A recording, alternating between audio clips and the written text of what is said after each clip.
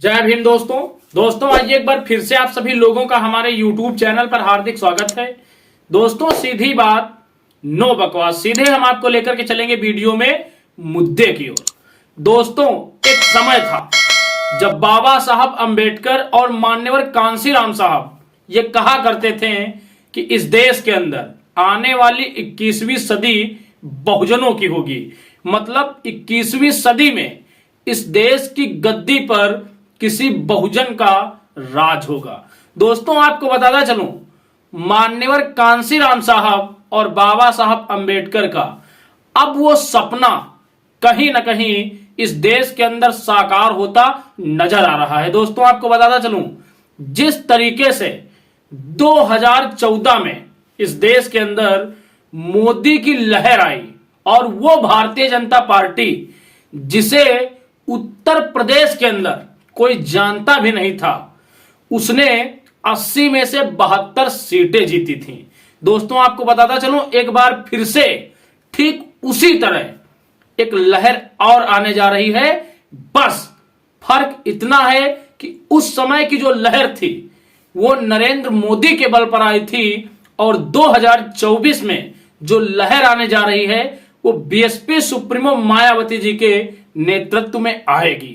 दोस्तों आपको बताता चलूं, बीएसपी सुप्रीमो मायावती जी ने 2024 के लिए सोशल इंजीनियरिंग का जो फॉर्मूला अपनाया है उससे इस देश में इंडिया और एनडीए दोनों ही गठबंधन ध्वस्त हैं। आपको बताता चलूं, इसी इंजीनियरिंग के सहारे बीएसपी सुप्रीमो मायावती जी ने 2007 में उत्तर प्रदेश के अंदर सत्ता की प्राप्ति की थी और एक बार फिर से उसी सोशल इंजीनियरिंग पर वो काम कर रही हैं। दोस्तों आपको बताता चलूं, बीएसपी सुप्रीमो मायावती जी की ये सोशल इंजीनियरिंग इतनी ज्यादा कामयाब हो रही है कि वो जो सपना लेकर के लगभग यूपी की सियासत में 10-12 सालों से काम कर रही हैं दलित मुस्लिम गठजोड़ का, अब वो देश के अंदर कहीं ना कहीं पूरा होता नजर आ रहा है। दोस्तों आपको बताता चलूं, इस देश के अंदर जो गोदी मीडिया है बसपा के बढ़ते जनाधार को देखकर बौखला चुकी है और शायद इसीलिए निरंतर देश में वो बसपा को लेकर के दुष्प्रचार करती रहती है ताकि बसपा किसी न किसी तरीके से कमजोर हो जाए। दोस्तों हमारे वीडियो का थंबनेल आपने देखा था कि मायावती और अखिलेश में हुआ सीक्रेट डील, इंडिया और एनडीए दोनों ध्वस्त। दोस्तों इस समय सोशल मीडिया पर और खासकर एबीपी न्यूज वालों की तरफ से काफी तेजी से चलाई जा रही है। वो लोग एक खबर चला रहे हैं कि बीएसपी सुप्रीमो मायावती जी और अखिलेश यादव के बीच एक सीक्रेट डील हो चुकी है और इसका तर्क वो देते हैं कि बीएसपी सुप्रीमो मायावती जी जिस तरीके से अपने उम्मीदवार चुनावी मैदान में उतार रही हैं उससे इंडिया गठबंधन को भी कहीं कहीं डेंट लगता नजर आ रहा है और कहीं कहीं पर वो भारतीय जनता पार्टी को भी तगड़ा झटका दे रही हैं। दोस्तों ये गोदी मीडिया इस तरीके की खबर चला रही है कि जहां जहां पर इंडिया गठबंधन में समाजवादी पार्टी का कैंडिडेट मजबूत है वहां वहां पर बसपा कमजोर उम्मीदवार खड़े कर रही है और जहां जहां पर बहुजन समाज पार्टी का उम्मीदवार मजबूत है या जिस लोकसभा सीट पर बहुजन समाज पार्टी के पक्ष में समीकरण है उस सीट पर समाजवादी पार्टी कमजोर उम्मीदवार उतार रही है। दोस्तों इस देश के कुछ लोग यहां तक खबर चला रहे हैं कि बीएसपी सुप्रीमो मायावती जी चंद्रशेखर आजाद को भी 2024 चुनाव में लोकसभा भेजने की पूरी मूड में है।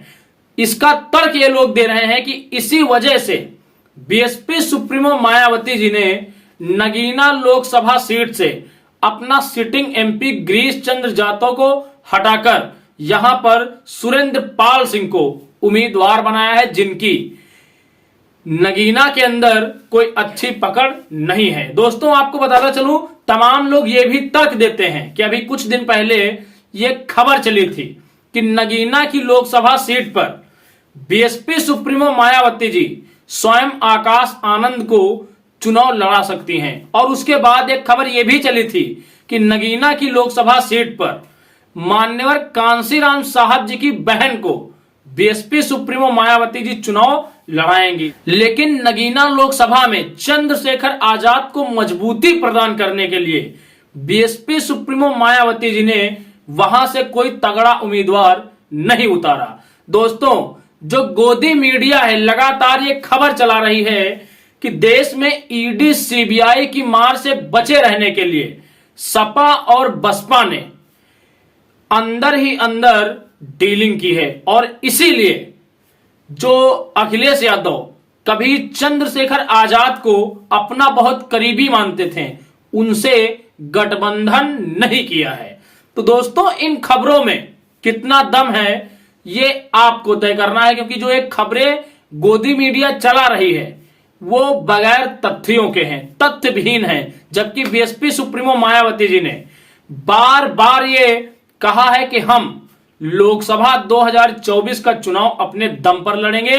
दोस्तों, आपको बताता चलूं, पल्लवी पटेल और मायावती जी के गठबंधन को लेकर जो चर्चाएं अभी तक सोशल मीडिया पर चल रही थी, अब उन पर विराम लग चुका है। दोस्तों, आपको बताता चलूं, ये गठबंधन ना बनने का जो सबसे बड़ा कारण सामने निकल कर आया है वो ये है कि पल्लवी पटेल बीएसपी सुप्रीमो मायावती जी की कुछ शर्तों को स्वीकार नहीं कर रही थी और वो लगातार 4-5 सीटों की मांग उत्तर प्रदेश में बीएसपी से कर रही थी। इसके चलते ये गठबंधन ठीक नहीं हो पाया है। दोस्तों, आपको बताता चलूं, जिस तरीके से देश के अंदर बीएसपी सुप्रीमो मायावती जी दलित मुस्लिम गठजोड़ को धार दे रही हैं, उस हिसाब से ये स्पष्ट है कि 2024 में बीएसपी सुप्रीमो मायावती जी मजबूती के साथ उभर कर देश के सामने आएंगी। दोस्तों, आपको बताता चलूं, समाजवादी पार्टी से नाराज मुस्लिम समाज के दिग्गज नेता उन्होंने आज पत्र लिखकर यह ऐलान किया है कि अगर अखिलेश यादव स्वयं रामपुर की सीट से चुनाव नहीं लड़ते हैं तो रामपुर की जनता 2024 के लोकसभा चुनाव को बहिष्कार करे।